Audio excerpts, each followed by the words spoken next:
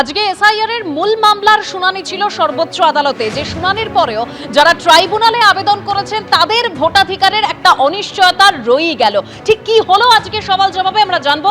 সৌভিক মজুমদার আমাদের সঙ্গে রয়েছেন। সৌভিক, দেখো, মূলত এই অনিশ্চয়তা থেকে গেল, তার কারণ হচ্ছে তুমি জানো যে আইনজীবী কল্যাণ বন্দ্যোপাধ্যায় তিনি প্রথমে এই মামলাতে সওয়াল করেন এবং বলেন যে তার কাছে খবর রয়েছে যে ইতিমধ্যে প্রায় 16 লক্ষ মানুষ তারা এই ট্রাইব্যুনালে গিয়ে আবেদন করেছেন এবং তার বক্তব্য হলো যারা এখনো পর্যন্ত ট্রাইব্যুনালে আবেদন করেছেন তারা প্রত্যেকে যাতে ভোট দিতে পারেন সেই নির্দেশ সুপ্রিম কোর্টের তরফ থেকে দেওয়া হোক, এই মর্মেই কল্যাণ বন্দ্যোপাধ্যায় তিনি কিন্তু আবেদন করেন।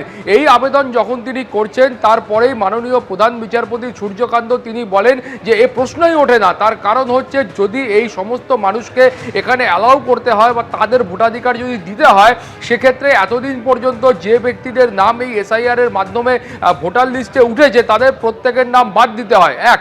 এবং এরপরে তুমি জানো যে ইলেকশন কমিশন অফ ইন্ডিয়া তাদের তরফ থেকে বলা হয় যে এই যে ভোটার তালিকায় নাম ওঠা এবং নাম সংযোজন এবং বিয়োজন এটা একটা কন্টিনিউয়াস প্রসেস। ফলত এই প্রসেসের মাধ্যমে কিন্তু গোটা বছর ধরে এই প্রসেস কার্যত চলতে থাকে, কিন্তু যে ইলেকশন কমিশনের যে আইন রয়েছে বা নিয়ম রয়েছে সেই নিয়ম অনুযায়ী মনোনয়নপত্র দাখিল করার যে শেষ দিন রয়েছে সেই দিনকেই কিন্তু ভোটার তালিকা ফ্রিজ হয়ে যায়। ফলত সেই ফ্রিজ হয়ে যাওয়ার পরে যে তালিকা অবশিষ্ট থাকে সেই তালিকা অনুযায়ী কিন্তু নির্বাচন সংগঠিত হয় বা সেই ফ্রিজ হয়ে যাওয়ার তালিকায় যে ভোটারদের নাম থাকে তারাই কিন্তু সেই নির্বাচনে অংশগ্রহণ করেন। এরপরেই মাননীয় বিচারপতি জয়মাল্য বাগচি তিনি খুব স্পষ্টত বলেন যে এই যে গোটা বিষয়টা তিনি এই মুহূর্তে দেখতে পাচ্ছেন, সেখানে কিন্তু তিনি দেখতে পাচ্ছেন যে সংবিধানের যে 142 নম্বর ধারা রয়েছে, অর্থাৎ তুমি জানো যে ধারায় সুপ্রিম কোর্টকে সংবিধান ক্ষমতা দিয়েছে যে ন্যায় বিচারের জন্য তারা যে কোনো ধরনের নির্দেশ প্রদান করতে পারেন, সেই ধারায় তারা যদি মনে করেন, অর্থাৎ সুপ্রিম কোর্ট যদি মনে করেন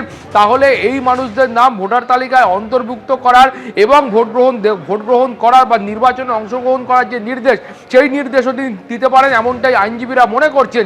ফলে এই কারণেই কিন্তু এখনো পর্যন্ত সংশয় তৈরি হয়েছে যে ট্রাইব্যুনালে যারা আবেদন করেছেন সেই মানুষদের ভবিষ্যৎ কী হবে। ফলে সুপ্রিম কোর্টের তরফ থেকে এখন চূড়ান্ত নির্দেশ আসলে তারপরেই কিন্তু স্পষ্ট হবে যে যারা ট্রাইব্যুনালে আবেদন করেছেন তারা আদৌ এই নির্বাচনে ভোট দিতে পারবেন কিনা। ধন্যবাদ সৌভিক। এবিপি আনন্দ, এগিয়ে থাকে, এগিয়ে রাখে।